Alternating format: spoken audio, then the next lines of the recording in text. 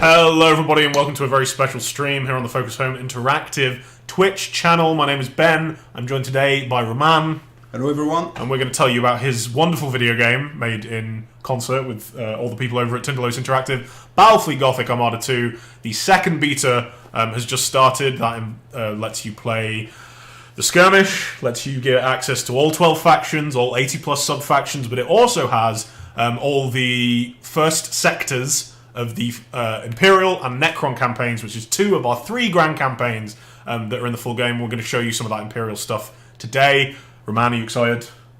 Very. Very. Very. So yeah, that's what we're going to show you today. Please hit us with questions in the chat. Compared to our last stream, we'll probably be answering less questions because there's more to explain, but I'll try to have a look at stuff over there. You can also play this yourself by pre-ordering the game over on Steam. It's out officially in approximately 9 days, as Steam puts it, on the 24th of January.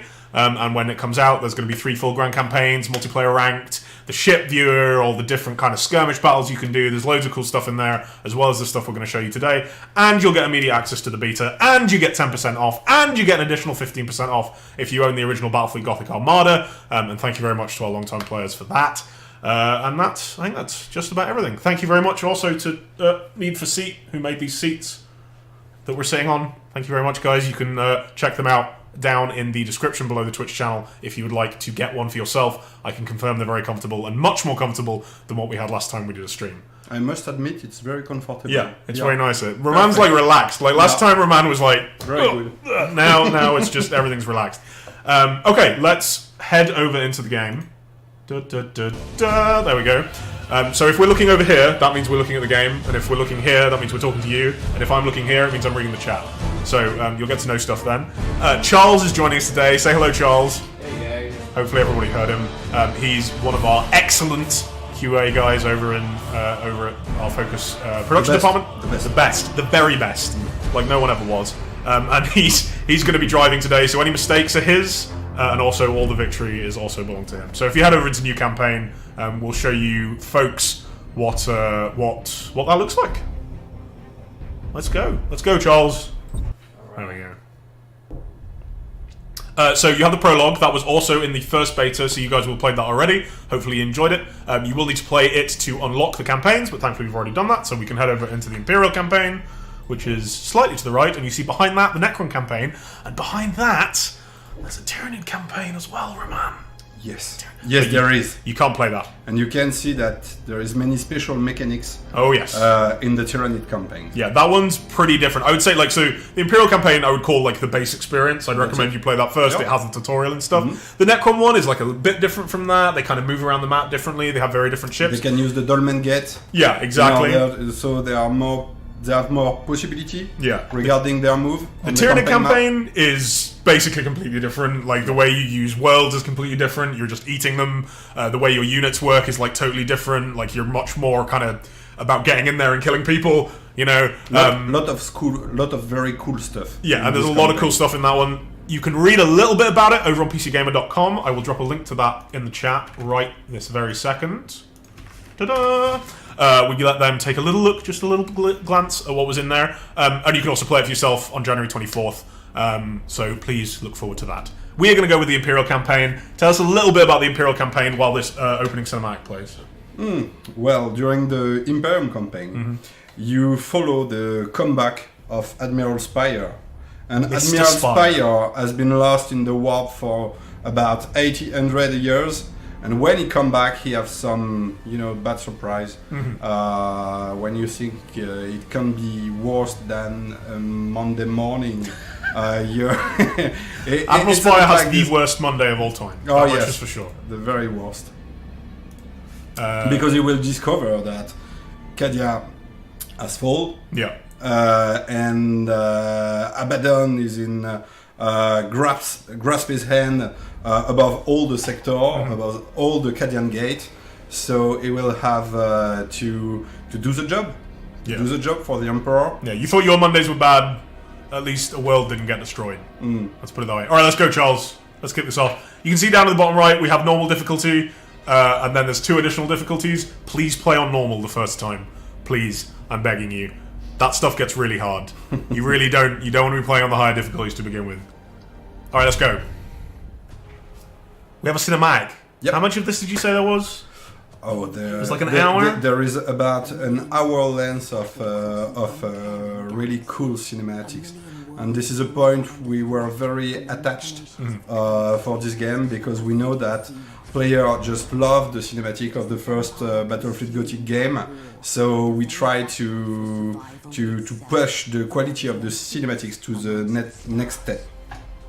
And they're pretty gorgeous. So yeah, there's like an hour of this, but on top of that, like every time you finish a mission, you're going to be getting different lines of dialogue. All of those 3 stories are completely, totally separate. It's not like you play the Imperial campaign and then the Necron campaign is the same thing from a slightly different perspective. No, it's completely different, and different characters show up, and it's pretty cool. There's like a lot of story in these campaigns. I would say more than you would expect from kind of an RTS. I would say more than you can expect from a grand strategy game. Yeah, I think that we pushed all the narrative design around the game very far for a grand strategy game, because Battlefleet Gothic 2, for its campaign mode, at least its solo mode, clearly leans toward the grand strategy genre. Yeah, that was something we really needed to kind of make clear. And unfortunately, due to it being right at the start of the campaign when we're playing this, we won't be able to show you kind of the giant space map that you're playing on that's all around the Eye of Terror. But there is a lot of space that you're taking over. It's a true grand campaign where you're moving around, you're building different fleets and that sort of thing. And we'll get into that once the Chaos Fleet has finished destroying everything, as they're that's kind of their thing. Exactly. And here he comes. Yep. I was very happy. We got to do a cool little teaser for the campaign trailer that you guys will have seen just at the start of the stream, and that hopefully you saw last week when we released it. I hope everybody enjoyed it. Where we got to just say Admiral Spire returns, and that was kind of, we talked about it a little bit in the past, but it was the first time that we kind of made a big deal out of it, and it was good, for the fans, for the people that played the first game, to know that this guy's back, and he is your focus character in the Imperial campaign. Absolutely, and it appears that players are very attached to this character. So we try to push its personality a bit, and he's a bit older, so he may be in a more dark mood than in the first opus. He's as we were saying, he's had a bad 800 years lost in the warp. Things have not gone his way. He kind of, he went in there and he just defeated Abaddon. He'd stopped the 12th Black Crusade. He thought everything was great. Everything was not great. Yeah, wasn't all along the all. campaign, you'll have small hints about what happened during those 800 years, tracking, chasing Abaddon in the warp, and it's really cool. And there is a lot of reference also to the first game. Some character will return also around Spire. I saw one of those missions the other day. I don't want to spoil the surprise, but there is some very good. There is a lot of twist and good surprise during the campaign, during the Imperium campaign. Yeah, a lot of cool stuff. So each campaign begins with I think this is true. All 3 campaigns begin with an intro mission that kind of just introduces you to that faction slightly. It doesn't do the full kind of battle tutorial because you get that during the prologue, but it just gives you a little bit of story, kind of introduces the characters that you're going to be playing with, and the major mechanics of that faction. Because again, the Imperial factions play quite differently from the Necron factions and play very differently from the Tyranid factions. That's it. And what we'll see here as well is in the Imperial campaign, you're not just playing as the Imperial Navy, you also have Space Marine ships and Adeptus Mechanicus ships. Now that's not true in the Necron and Tyranid campaigns. They are more insular races, as it were. They have slightly less allies. But this is kind of the cool thing about the campaign, is it lets you mix and match these ships that you're not going to get to do in the skirmish so much. But not close enough. Yes, the Imperium campaign is very rich due to this fact. You have 3 factions in one campaign. You have the Space Marine, the Adeptus Mechanicus, the Imperial Navy, and each come with unique gameplay. So it makes the campaign very different from the other, very rich. And every mission just feels very different, because the mission will not be the same if you go into a mission with a Space Marine fleet or an Adeptus Mechanicus fleet. Your strategy will be very different. And also some scripted mission during the Imperium campaign will be much more easier with the good faction. So in a given mission, for example, having a lot of Nova Cannon will be very helpful. So playing this mission with the Adeptus Mechanicus will make it a lot easier. Yeah, and there's a lot of those scripted missions that you were talking about, and that's something, unfortunately, we're not going to see too much of it today, because the first sector, because it's introducing you to the mechanics, it's showing you how the economy of the grand strategy map works, there isn't so much scripted stuff, but there are a lot of them in the campaign that operate very differently from just kind of a standard skirmish map. It isn't a game where you're doing kind of skirmish after skirmish after skirmish. There are maps where you're fighting in amongst floating balls of energy that when you shoot them they explode. There's asteroids coming through that will blow up all your ships when they hit them, and there's lots of kind of story stuff based around that where ships and factions will come in at kind of strange times, right? Yes, you have a lot of very different situations in the scripted mission, and this is a thing that asks a lot of work at Tindalus Interactive, is to get all the scripted mission really interesting, with a good narration level, with cool mechanics, with cool unique mechanic that really break the classic flow of the game, you know. So yes, you have all these stellar events that comes in scripted mission, like space whale, plasmic medusa, that offer unique gameplay and strategic opportunity during the mission. And you will have seen some of that stuff in the campaign trailer. If you go back through, if you maybe frame by frame it, or you listen to what I'm saying and that sort of stuff, you'll hear some of the stuff that we're kind of planning in there. But again, it's not stuff we want to spoil. Like, a lot of work has gone into this. Is a major undertaking. If you play all 3 campaigns, start to finish, you're looking at hundreds of hours, I think, like probably at least 150 or so. Oh yes, it's very. Yeah, and you know, depending exactly how you play and how badly things go and stuff, it could be much longer as well. But for my last run, it took me about 85 hours to finish the campaign with the Imperium. Yeah, so there's that 85 hours. Here you go. And then there's 2 more campaigns, just in case you want them. Yeah, exactly. It's almost too much, frankly. The content is really massive. Yeah. And yeah, so like we said, you know, there's loads of scripted missions and stuff. There's loads of story in there. There's side missions. There's a thing we call annihilation arcs, which is where you kind of get to wipe out a faction from the map, and they're not completely gone, but they sort of stop harassing you quite as much. You get to see all of that when you play the game. Again, we talked about some of that in the campaign trailer. Now, exactly. We talk about something like 25 scripted mission per campaign. So it's really massive and really huge. And those missions are really lovely. Some of them have really cool twist and surprise for the player, and I'm pretty sure that some of them will really please the fan of the 40k universe, with unique references of specific elements of the universe. The fan service with the game is really high. Yeah, you know, we are not worried about the 40k fans on this one. If you're a 40k fan, just trust me, okay? Just buy the thing. Like, you're gonna have a great time. Just with the single player. Never mind the multiplayer, never mind all the skirmish maps you can put together, never mind anything else. You're just gonna have a great time, unless for some reason you absolutely loathe Imperials, Necrons, and Tyranids. As long as you like one of those, you'll get to wipe out every other faction with it anyway, so you know. We had a few questions while Charles cleans up these foul Chaos Hordes. I believe in you, Charles. One was about the co-op campaign. Now, we announced today that there is a co-op campaign. You can play the entire campaign in co-op. Essentially what happens is you get to control the battles with a friend. The fleet is split in half, and each player gets to control half of that fleet. It's a bit more complicated. Okay, please. Yeah. The co-op system is quite unique, I think, but I may be wrong. It's all about sharing the fleet as the player wants. It means that you can just get into a game with your friend and have total control over all the ship, both players. Oh, I see. Control any ship. Okay, so and then you're kind of sharing control of the whole thing. Yeah. That's it. But each player may individually set an option on each ship to say that this ship one is not mine. belong to him. That's it.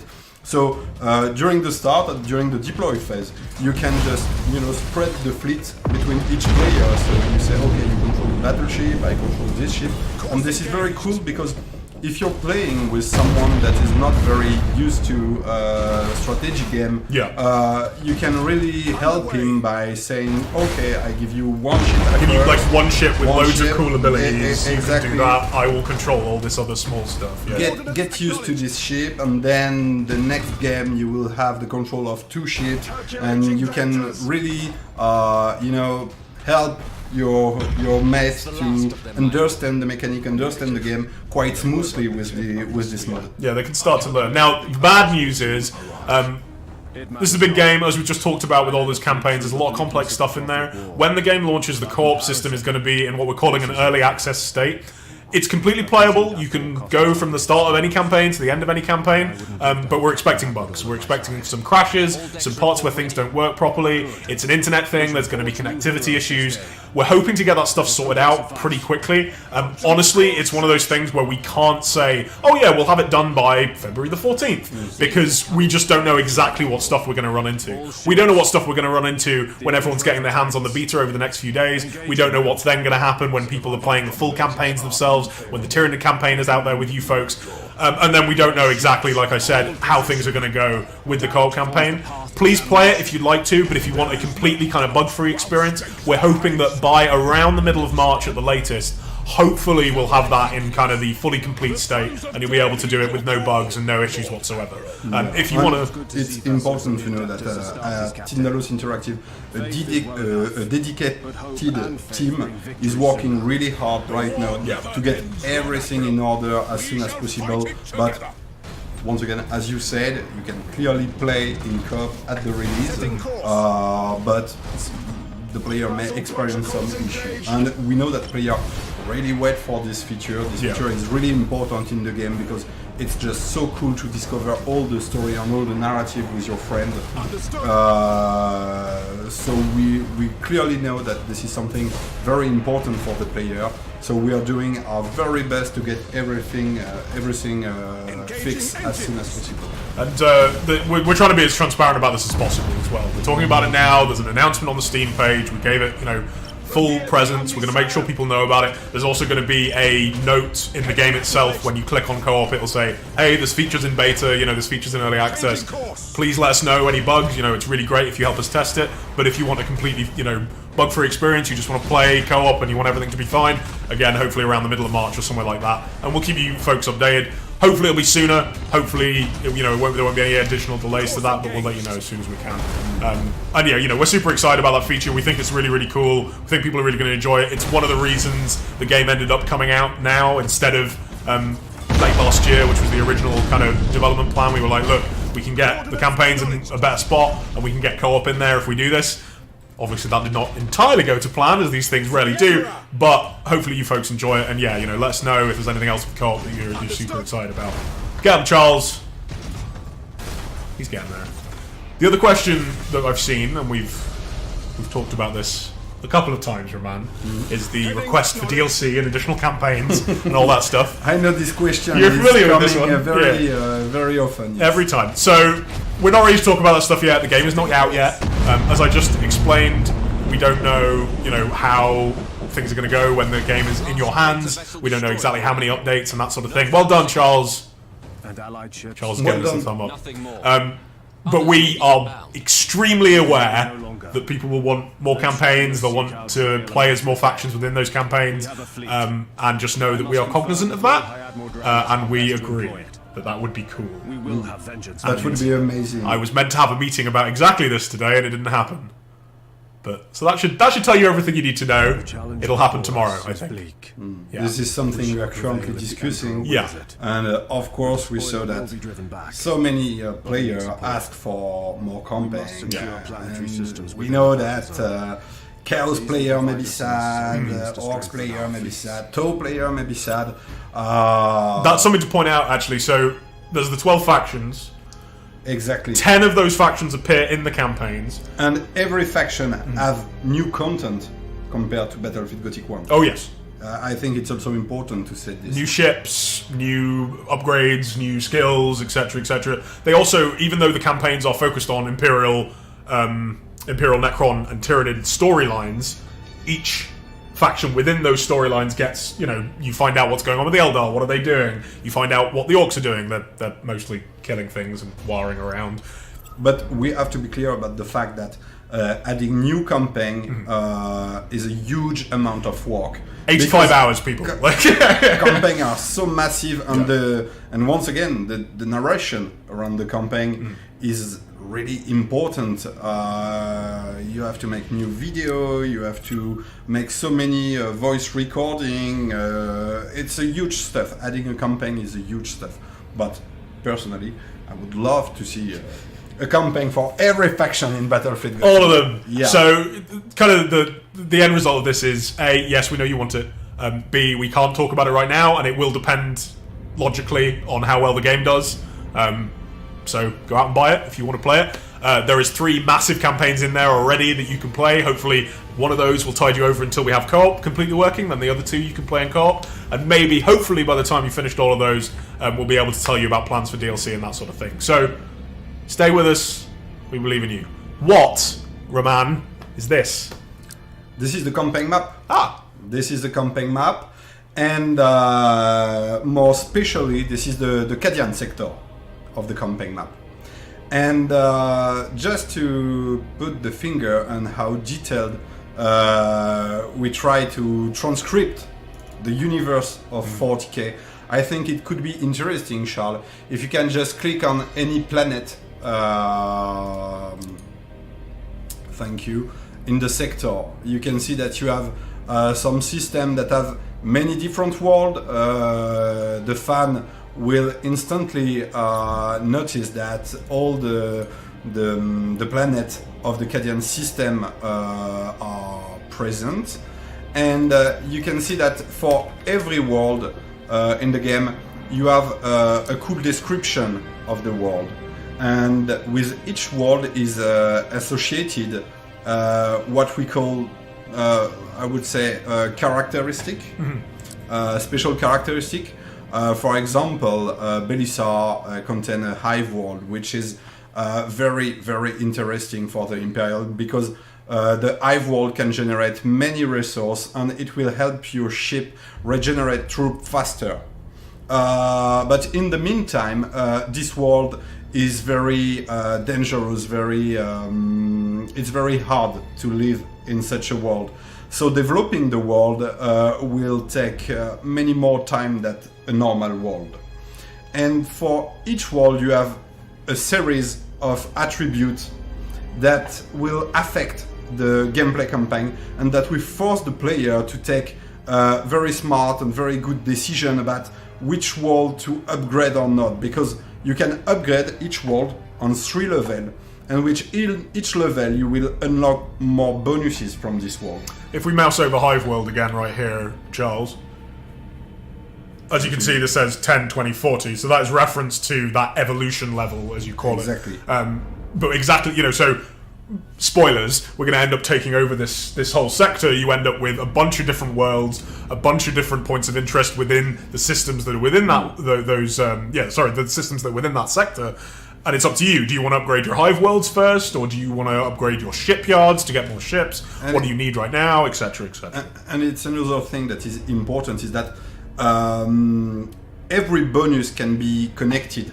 There is a relationship between all the attributes, because if a hive world is connected to an agri world, you will get more bonuses. And upgrading agri world, for example, will reduce the cost of upgrading other world. And there is a very important thing about those lines that link the different system, because some attributes will give bonuses to connected system. So where the player will have to connect as many systems as possible in order to gather as many bonuses as possible in a given cluster of system. So it's a very cool mechanic. It's quite addictive during the campaign, because you really want to upgrade everything and have the best thing possible. But you will have to make choice. Should I upgrade my different world, or should I buy more ships and repair the fleet and buy defenses? Because this is another important stuff in the game. It's that you can buy defenses for your world, and your world can be very vulnerable if you don't do that. So we are in a tutorial, so no, Charles cannot select world. Let's play Charles. I will talk about the differences in time.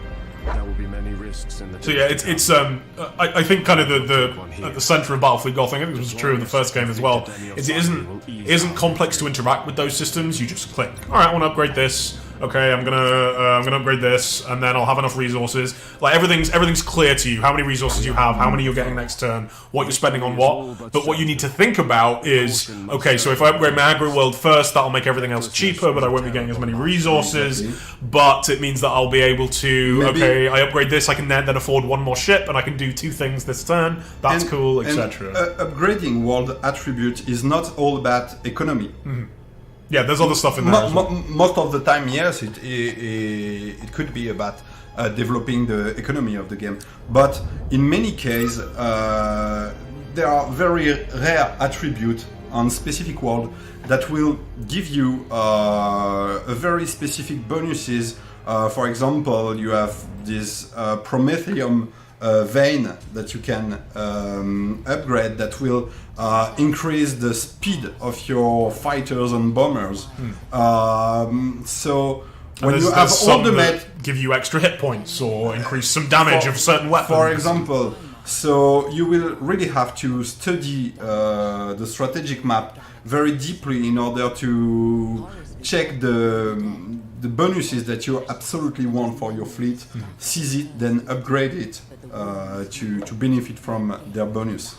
Here we see another one of our cinematics. Every time you encounter a new faction, you get a little cinematic that's about them. Who are they? Presents you the faction. Yeah, and that's useful for if you're a 40k fan, it's just cool to see. But we know some people are going to play this. Maybe it's their first interaction ever with 40k, or they don't remember much except there's a space marine and an emperor maybe. So this should give you a little bit of info as to what's going on, and also what's their status at this point in the storyline. So that because we're telling these kind of new stories, these stories that they take things in a pretty different direction. Like, things do not go the way that you might expect if you're very familiar with the current 40k lore. So, you need to know the starting point so that you understand what happens after that. The One Corrupted is going to play the beta. Thank you, The One Corrupted. I believe in you. Man, what else do we want to talk about? There's just like infinite things.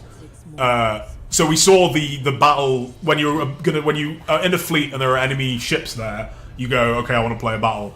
You can auto-resolve those, as you could expect in just about any grand strategy game. It's riskier. Yes, it's riskier. You will always have a better income of the battle, a better result in the battle if you manage your fleet by your own. If you're a good player, of course. If you're a total noob, maybe you should resolve every battle, but I don't think that's the point. But yes, you have so many battles to perform in every system in order to seize them that we felt at a point during the development that it was important to add a feature just like in, for example, Total War, that helped the player to just squeeze some battle where the player is clearly going to win this. Yeah, there are going to be times where you have a massive fleet, and for whatever reason the enemy fleet's quite small. Maybe you've done something clever and you've kind of outwitted them and you've outmaneuvered them, or you just have more ships than they were prepared for. Because this is something that is very important, is that the campaign allows the player to play with really massive fleet. Yeah, big fleet. At first, you just have a small amount of points that is allowed with each fleet, but at the end of the campaign, you will have really many points of fleet, and you will have massive fleet. And for each battle, you can involve up to 3 fleet, so that can make really epic battle. And that's something that kind of continues through the campaign. It's one of the things that we're looking for feedback on, I would say, within this beta is, if you're playing it, how do you feel about the leadership system? How do you feel about how quickly you're growing your fleets? How do you feel about the smaller battles, the bigger battles? That's stuff we're all looking for feedback on, because, hey, a lot of that comes down to numbers tweaks that are relatively simple, not super simple, but relatively simple. And yeah, we've done plenty of changes since the first beta. I did see a couple of people asking about kind of what balance stuff we've changed. That is all over in a Steam post. I think I have it up. Yes, I do. Is it in this one? Yeah. If you check the Steam post, I'm just going to drop into chat right now. That says kind of everything that we changed since the first beta. There was a big armor change. That's probably the biggest thing, I would say, that really affected exactly how things were working. But I a bunch think of other changes as well. right now we're quite in a good spot regarding the balancing in multiplayer. But I will wait to see what happens on the beta. Yeah, so this beta also has full access to multiplayer. We're not going to be showing any of that today, but hey, that's going to be all over the internet and all over Twitch anyway. But whatever, you are absolutely right. We are craving for feedbacks. Oh yeah, on the please, game. please. We've been playing it. We think it's good, but now we just want to hear what you think. Tell us if you think it's terrible. Please tell us. We can fix a lot of that stuff. So that's how it is. I saw someone asking Tudor AL how long the beta will be. It's going to run up to launch day. There may be an interruption of some sort on launch day where we need to bring some servers down to kind of reboot stuff, but it won't be that long. Because like the multiplayer stuff isn't as complicated as it is for something like Insurgency Sandstorm, another beta that we ran up to launch day. But yeah, if you buy now, you effectively have early access to the game, full access to multiplayer, and then full access to a couple of sectors from the campaigns. And then on launch day, you'll get everything. And also, player will keep their save. Yes, indeed. So if you play through, you don't have to worry about doing the prologue again. You don't have to worry about beating the first sector again. All of that should work come launch day. We're super happy about that. Essentially, if you're interested in the campaigns, you can get access to, I would say, 5 hours, maybe 4 hours, depending on how quickly you play. Depending on how you play, I would say yes, about 5 hours per campaign. Yeah, so you've got plenty of content in there, probably enough to last you 9 days. It's just unless you play games like I do. It's just the first sector. It's the fastest sector to explore and to develop. It's definitely standard. We'd love to have given you more, but honestly, trying to sort all that stuff out and just get this working was a challenge, to say the least. So we hope you're happy with what we've given you here. And for each campaign, you have 12 sectors, and some are really, really huge. You have sectors like Agrippina. That is the one I got to in my latest campaign, and I was like, oh, good lord. Yeah, Scarus, and many different sectors that have a huge background and that are very important in the 40k universe. Once again, a lot of narrative stuff around this sector. It's definitely worth pointing out that, so in this first Imperial sector, for example, you're only facing chaos. There's a reasonably linear path through it. And it's fairly easy, I would say. Like, compared to what happens later, it is the first sector of the campaign. Immediately, things are going to change as soon as you get into the main game. Again, I don't want to spoil it, but there's new factions. You have these things where we have actual invasions of your territory. Enemies will come to you. They'll come via non-standard space lanes. There's very strange sectors out there that you can't attack in ordinary ways. And there's a lot of cool stuff. You are messing this guy up, Charles. He doesn't even know what day it is. He's having a bad Monday now. He's going in close combat with a corn ship. Normally not the greatest solution, but it seems to be working out. While Charles defeats this foul enemy, we are running some giveaways today. The first one's going to start right now, because I've decided so. This will give you a pre-order key for the game. So, you'll get access to the beta right now, you'll get access to the full game when it comes out, and you don't have to spend any money. Sounds pretty good to me. If you just type, I think it'll be !raffle in the chat. Our wonderful community managers will let you know exactly when that starts running, and then you should be able to rock with that. An interesting thing to say is that during the battle like this, all the damage you take, whatever, if it's on your troops, on your hull, if you get critical damage, all of these are persistent. We should see it just about now, yeah. Exactly. So you see down at the bottom here, the Sea Luna has a little bit taken off its health bar right there. Exactly. You also lose 3 troops.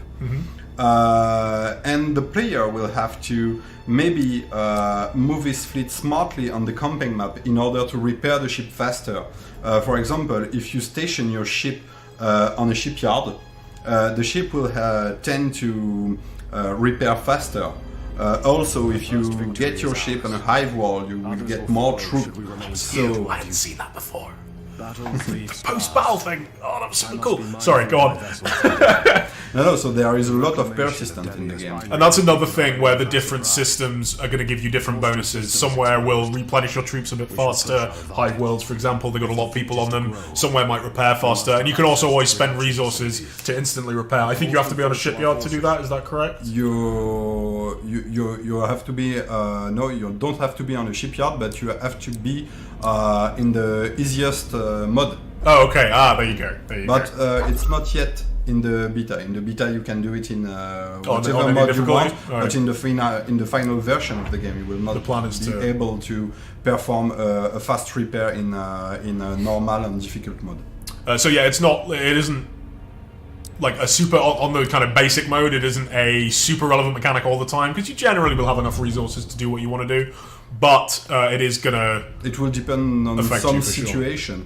Sure. For example, in the Imperium campaign, the start is quite hard economically speaking. Yeah, I noticed that. Yeah, because you get in this sector and everything is under the chaos hand, so you will have to get back everything with a very short amount of resources, and you will have to find very specific tricks in order to finish this sector.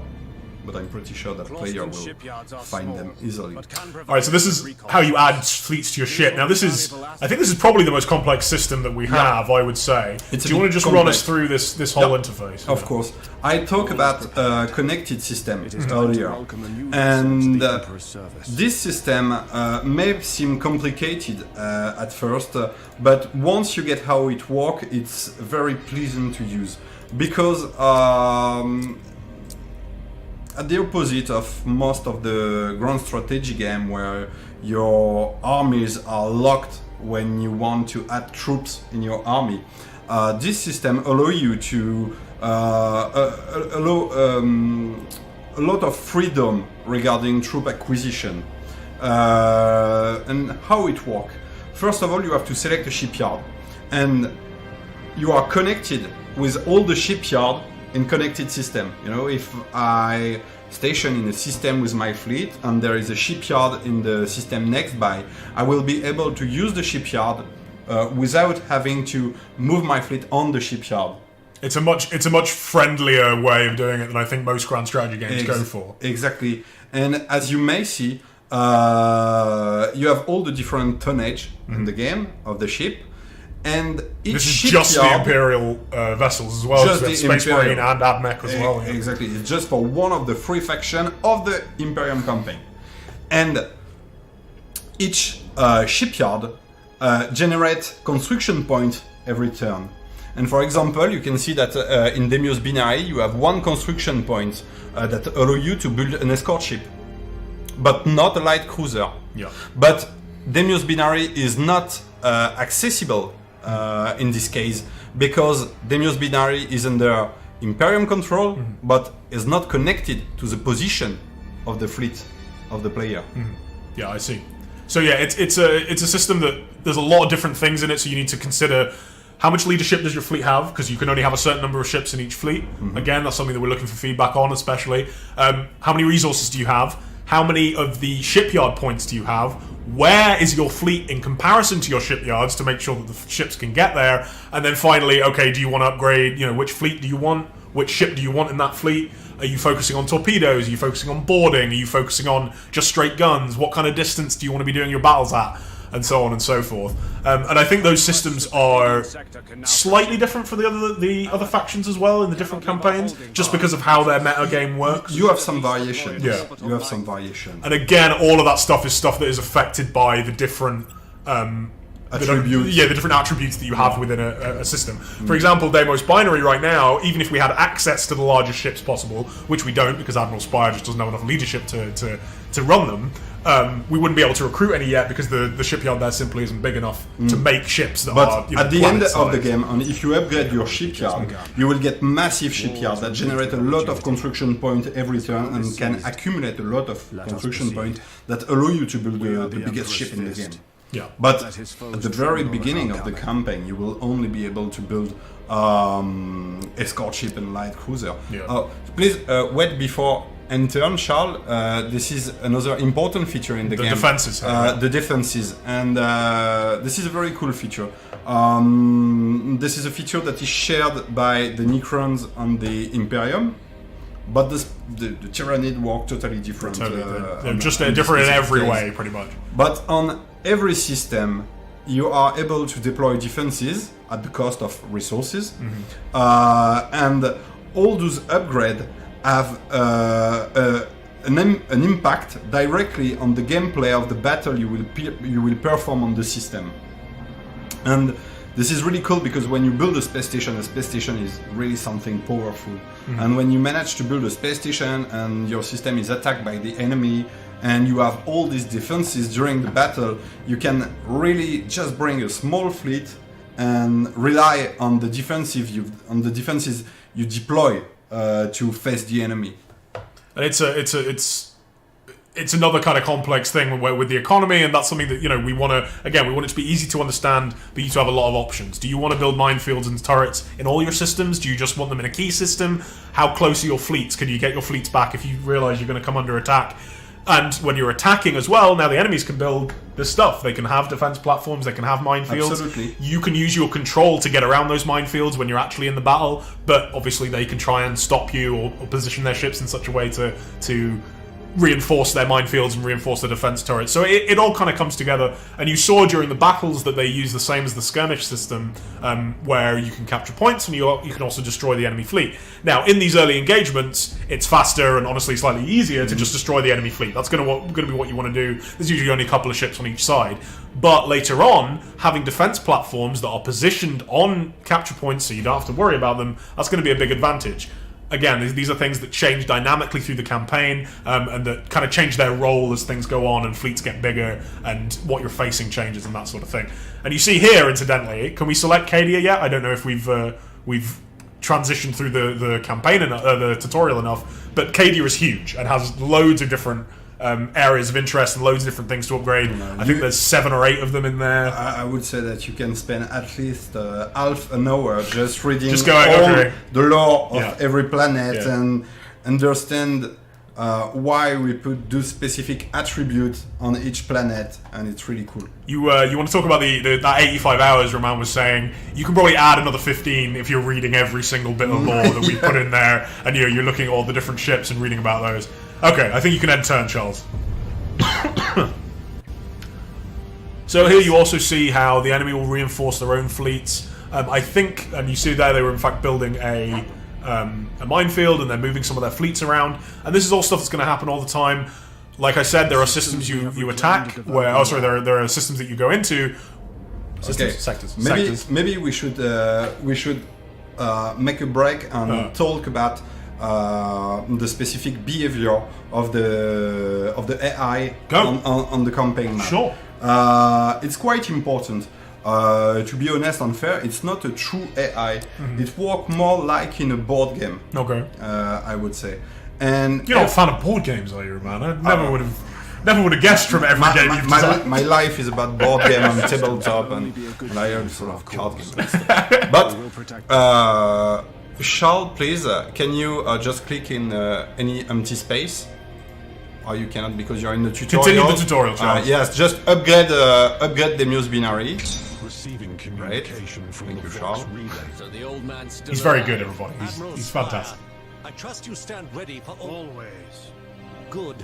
Strategic. I'll just answer a quick question here. X47 Nero, the button animation in the bottom right corner, that is only there when you're in the tutorial and it's just saying, hey, please click this button next. I think you'll probably never see that from this point forward. I'm fairly sure. Yes, and we are going to change this. Oh, really? That one's yeah, really yeah, okay. we don't like it. It is a little bit in your face. So. Yeah. We were very concerned about the player cannot miss this specific information, but I think we're going a bit too far in this direction. Yeah, I mean, if you kind of look at the length of the stream has been and how all the stuff we've tried to explain, all of this stuff is super, super important. So we need to make sure people understand that stuff. But yeah, maybe slightly turn it down. Right, you were going to say. Okay. What I was going to say is that everything regarding the AI work with the threat system. And the threat system, yes, this is the emergency gauge. Then you see, no, you cannot see it. Oh, You we're in the still way. cannot Hang on. It's a bit I'll hidden. fix it. There we go. Oh, Yeah. no. Hide us. There we go. Okay, We're in the perfect. middle now. There we go. On So- Roman's side of the screen, Yes. Please, Charles, can you show us at first the threat level of the chaos in the sector? Just my side right of the here. screen. And the threat level is an abstract representation of how the chaos want this system. And the more threat the chaos will have in a given sector, the more actions it will perform in this specific sector. And action can be a very large panel of things. It can be move fleet, reinforce fleet, repair fleet, adding new fleet, build defensive structure, build mines, build defense turret, all that kind of stuff. Yeah. And you have many different ways to reduce the chaos, the threat level of a given faction in a given sector. Either by upgrading some specific world attribute that will reduce the threat of a given faction. for example, a holy world with inquisitors on it, Exactly. they go out and they are Controlling. attacking, cultists and such like that. Exactly. Can you go on Cadia, please, on the world Cadia? For example, Cadia has a fortress world, and it's a big symbol. No, it's Macaria. Yes, Cadia, you was just on your left. There you That's go. it. For example, this world is a symbol for this faction. It increases your renown, but oh yes, Cadia doesn't have any fortress world anymore Okay, because it's destroyed. it's been blown up. But yeah. on other world, you have fortress world, and when you manage to seize a fortress world, you will reduce the threat of every faction in the sector. So yes, this mechanic is very important, and why it is very important is that because can you show us the emergency gauge, please? Yes, this is the emergency gauge. Each turn you spend, the emergency gauge is increasing, and you have to move in the narration to advance in the narration in order to reduce this gauge.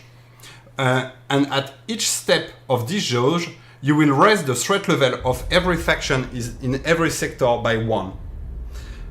And it's very hard because the player really have to check this gauge at any time because it's like a timer, it's like a clock on his head. This is kind of the control for the game. This is our way of saying, look, can you keep attacking, please? Keep doing things in the game. Don't just sit back and gather resources and build your fleet. This is very interesting because it allows the player to camp at some point, to just sit in a sector, developing this sector, but he cannot do that infinitely. Yeah. At a point, he will have to be more aggressive. But the player have option in order to reduce the emergency gauge, and these are the battle plan mechanic.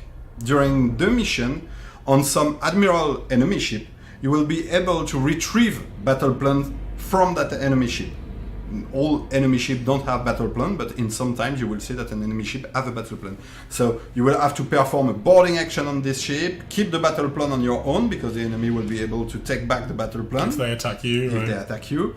But if you manage to keep the battle plan, at the end of the game you will earn these new resources in the game that will allow you to perform multiple action on the campaign map. The most important one is probably that it will help you to reduce by 1 This the gauge, emergency gauge, but you will be also able to delay invasion, assault on your system, and the game become very strategic and tactical at a point in the campaign where you really have to manage these specific resources very well if you want to progress through the campaign. Yeah, and it's another one of those things where those are then used in different ways. You can use them, like you were saying, to delay attacks that come into you. You can use them in specific ways to do certain things. Again, don't want to get into too many spoilers, but like I said, there are lots of different things and different stuff all collected around different systems that interact with all these different kind of mechanics in different ways.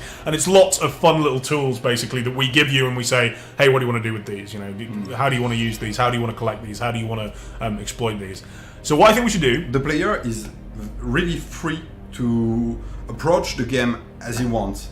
And also the map is very free. For now you have only one sector in the beta, and what Charles is showing you is just one sector, but at a point you will have so many sectors open with so many strategic and tactical options. It's crazy. And you end up with more fleets, more admirals. They've all got different effects that they're applying to their fleets, and you're trying to manage all of this. And again, this is kind of another reason that we ended up with that auto battle system in there, because sometimes you're just going to want to stay on this map for a bit and work all this stuff out and then do stuff later.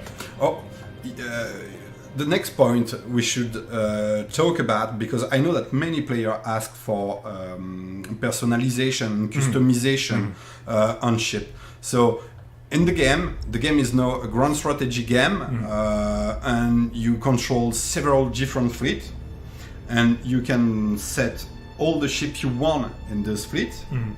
But you can no longer individually go, I want this to have these guns, etc. Yes, but, because there is a but, and then an important one, is that with each fleet, individual ship will earn experience. Yeah. Okay? It can be level 1, level 2, level 3, and level 4. That will give him some bonuses on the morale, the accuracy, all this kind of stuff. But more importantly, and maybe Charles, can you open the upgrade panel?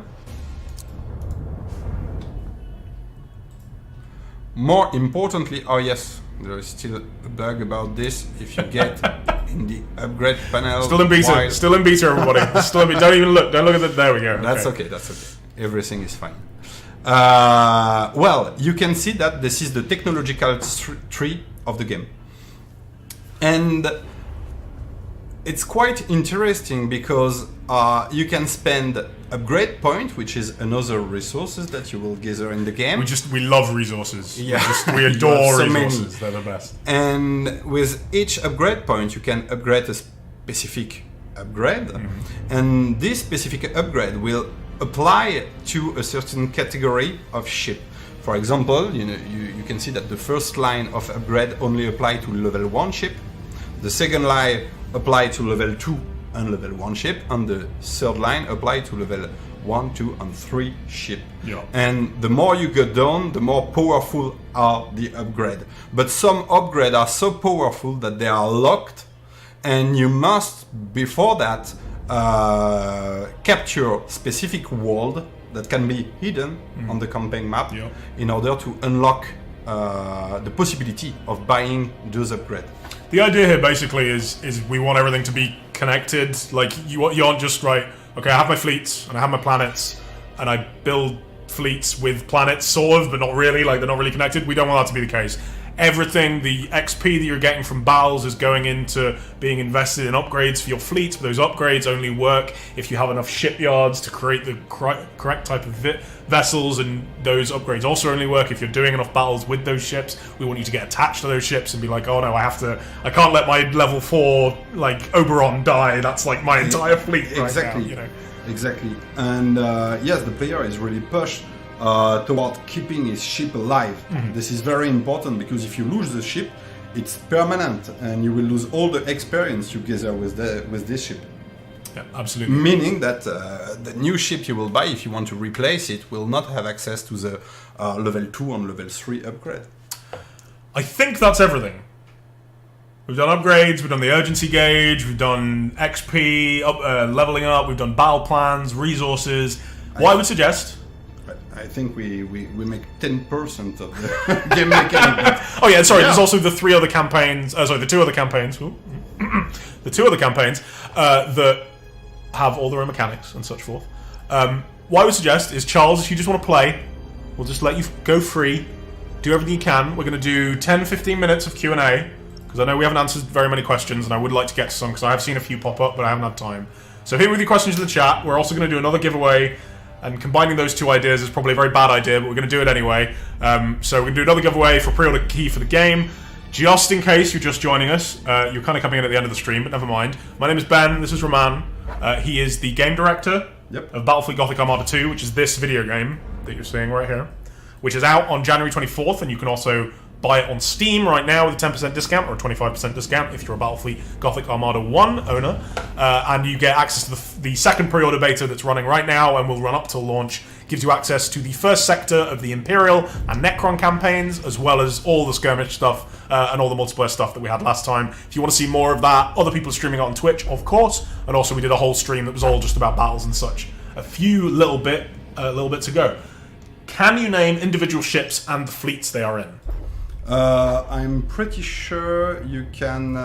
Please, Charles, can you check the viewer, please?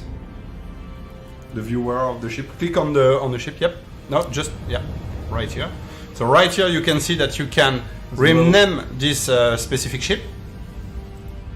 We're gonna call it. I know it's important for player. Yeah, we're gonna call it the Charles. The Charles. The Charles.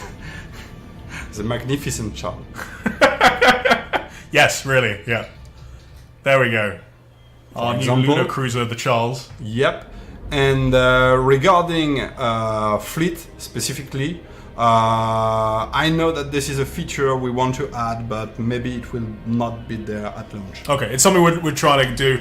And also we should mention, now we talked a little bit about future plans and how we couldn't really announce anything yet. We can't announce anything yet.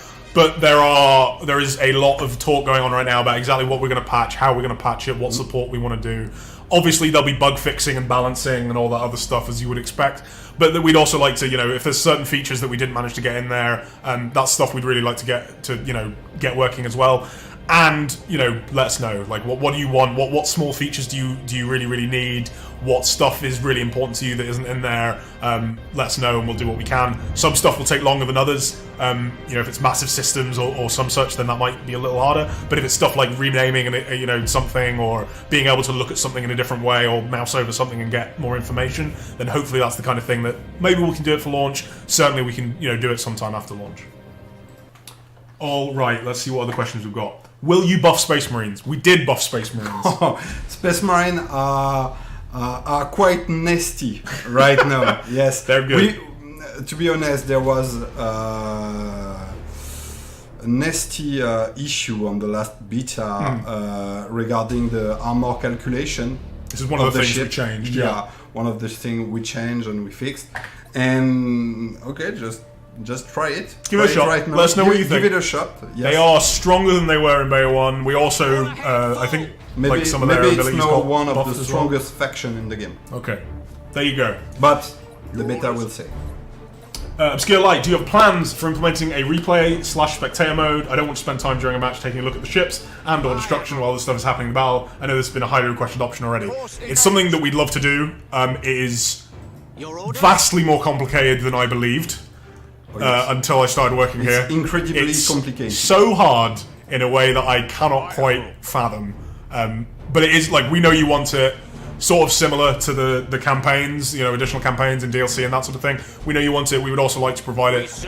It's a matter of finding the time and the resources to be able to implement it. Neither will be there at launch, replay or spectator mode, but we know that you want it. And we're gonna look into what we can do basically. All right, what else we got here? I'm gonna scroll. Oh, there's some more. I couldn't. Sorry, in the first closed beta, I couldn't find the most common ability hotkeys, and the options didn't show anything on the matter. Did it change with the second beta/release candidate? I think we still have a bug with we still have an issue with right? this, but it will clearly be fixed at launch. Okay. I think there's a known issues list that should be up by now, or it should be over on Steam, or it should be on the forums, that'll tell you about that stuff. Yes, obviously you need to be able to play with hotkeys. It's just something that kind of a slightly more awkward bug than again you might imagine. Quite obvious, yes. But yeah, we'll get that fixed as soon as we can. Will progress made in the beta be released or kept? I'm asking for both campaign and skirmish. Yes. Skirmish and multiplayer. We're going to reset the ranked stuff, right? We're currently thinking about it. Okay, we're not sure exactly what we're going to do on that one. Because there is also there's the ranked ladder, which I think we are going to reset, but there is also the experience that you've earned for each faction that we're not positive exactly what we're going to do. Exactly. When it comes to the campaign, your saves are going to transfer. You beat the first sector of the Imperial campaign, you'll get a little message that says, thanks for playing, come back on January 24, and then you can come back on January 24 and you can jump straight in. You don't have to replay all of that. That's the current plan, anyway. Will campaign progress? Oh, no, I've just answered that, so that's good.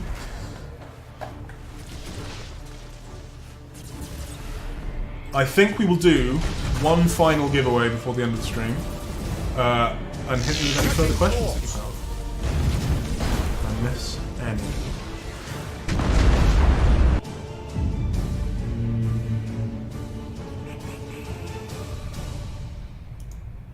We have another question about: is there any plans for future additional campaigns? Not that we can talk about. For additional campaign, we already talked There was a little bit about that earlier. Oh yeah, I like to. We would love to, but we will talk about it. We'll talk about it when we can talk about it. I saw a bug report. Oh, okay. Our community guys dealt with that. Yes, if you have bugs to report, we have forums. So please post them on the forums. Please let us know, because we do need to know about the bugs. It's very important for us. Yeah, that's why we're running the beta. This is not just a, hey, pre-order the game, give us money early. We really need to know about this stuff. It's important. Hopefully you'll understand, after all the stuff we've talked about, it is a ludicrously complicated set of systems. So, we're expecting there to be bugs, and we're really glad you guys can report them. Twitch chat, definitely not the best place to do it. Please do post it on the forums, or let us know via basically any other medium except for Twitch chat, I recommend. Ultra-wide resolutions? Question mark. We don't have this. We don't have this. Sorry. It's sort of like Linux support, where everybody would like it and it would be great, but the resources required to make it work are difficult to allocate if you also want to do all the super sweet stuff we're doing. If it's something you really want, please make a post on the forums, explain why you want it, explain why black bars on the sides aren't good enough for you, and we'll see it, and if there are enough people who agree with you, we'll look into the possibilities. Right now it's just not something that we can do for launch. Where shall we strike? I don't know what you're talking about, Marika. I don't know what you're talking about. They will ignore my questions about the mines. Ask again, Ash Ardalon. I'm sorry. Ask me about the mines. Do it. Somebody's saying run your escorts in silent, Charles. I don't know why. I never do that. I just put everything in brace for impact. I know what's going to happen to my ships. They're going to get hit by torpedoes. Ooh, can you paint your fleets? And if so, is it presets or custom colors? This is complicated. Please go ahead. No, but yes, there is a preset of custom color, all official regarding the universe. Yeah, for example, all the Space Marines, it's all the different Space Marine chapters. Exactly, but the player is not allowed to pick. We don't have the 256 color wheel or anything like that. No. We don't. We do not support giant pink Battlefleets. That's it. Mods! Can't control mods. Anyway, I think in the campaign, each time you build a ship, you can pick its color scheme. Is that correct? Have I gone mad? Yep. Was correct. I hadn't gone mad. In fact, you select an admiral, and the admiral will determine the color of the rest of his ship. There you go. So yeah, you get to select that stuff. I can't remember exactly what the Imperial one. There's like a Gothic one. There's a Cadian one. There's about 10. Yeah, there's a bunch of different ones. And for each faction, there is 10 different colors for the Space Marine, for the Adeptus Mechanicus, and for the Imperial Navy. And then Necrons, they have a bunch of different dynasties, and Tyranids have a bunch of different type fleets. Exactly. And then all the other factions and Skirmish and such have their own stuff as well. Were the Necrons nerfed from the previous beta? Yes. We nerfed the Star Pulse drive. I know about that much. Oh yes, the Star Pulse has been nerfed, but they benefit a lot from the armor change. Yeah, but I don't. Let us know what you think.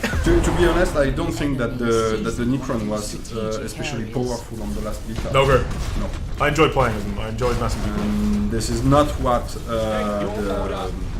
the data told us. The spirits obey.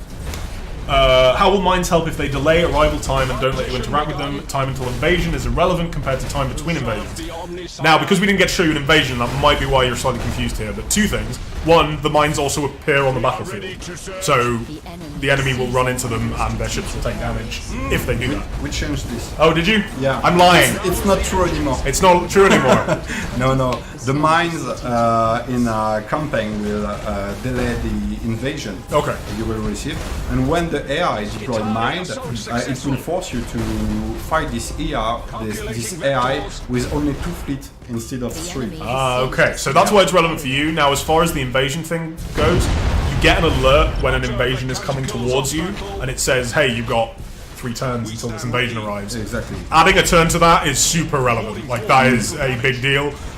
That is something you'll probably have to see for yourself in the full version of the game, but we promise it is kind of a big deal. It's an interesting question because this is something we were very attached. I think the mines is an emblematic aspect of the Battlefleet Gothic tabletop game. Yeah, and also like space battles. Like when someone says space battles, I think big lasers and minefields. But in Battlefield Gothic, you know, the mines are very old school. They are linked with massive chains and they have a very specific design.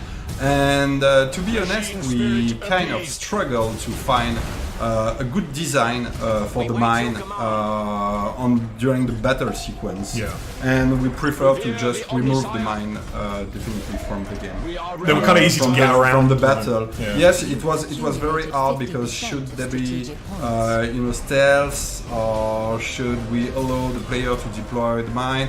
And nothing was very relevant. But we don't know what the future is now, so maybe the mine will need to come back. Yeah, let's know. If we find a nice way to implement it in the game, maybe if the player want to have ideas about this, we are also very demanding. Yeah, we still have all the assets for that. They're used in the prologue, for example, as part of that. We have all the assets. It's just that it was not satisfying in a gameplay manner. Do you need to know the lore to play? No, we'll teach you all. Don't worry. If you know literally nothing about Warhammer 40k, A, you're going to have an amazing time. It's a really cool universe, nearly swore. And B, yeah, we'll tell you everything you need to know. Do not worry about that. And if there's anything you don't understand, you can Google it. And let me tell you, there are resources. There is stuff that will help you on that one.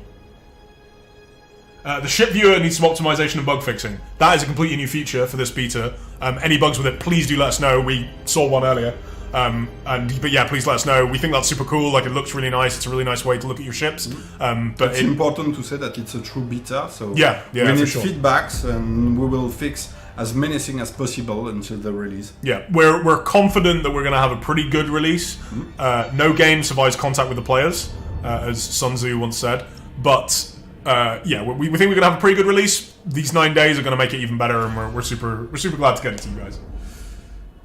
Good, because I bought it already and I know nothing. Excellent. I'm glad you bought it already. I hope you have a good time. And yeah, you've got any questions about 40k, there are people out there who can answer them.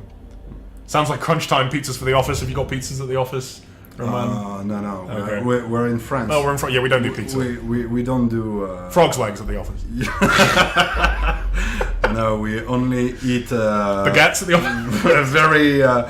very, gourmet meal. Oh yeah, caviar. And we treat them well over at Tundra. So wine, but they need to code at the same time. It can get very, very complicated.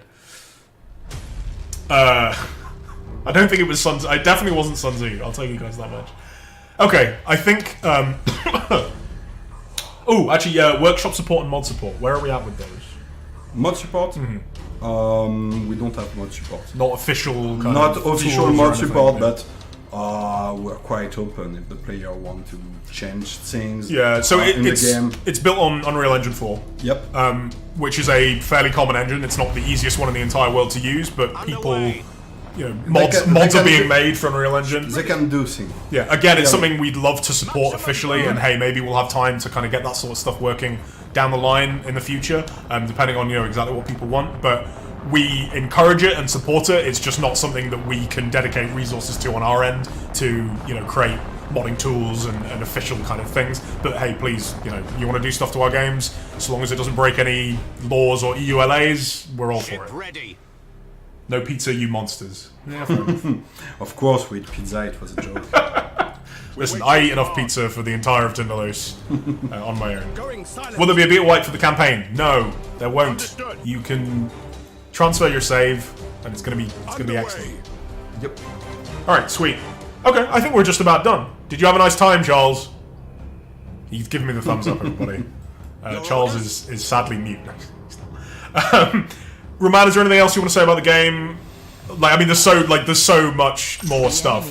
Buy it. Yeah, please buy it. And the more you will buy it, the more chance there is that you have additional campaigns.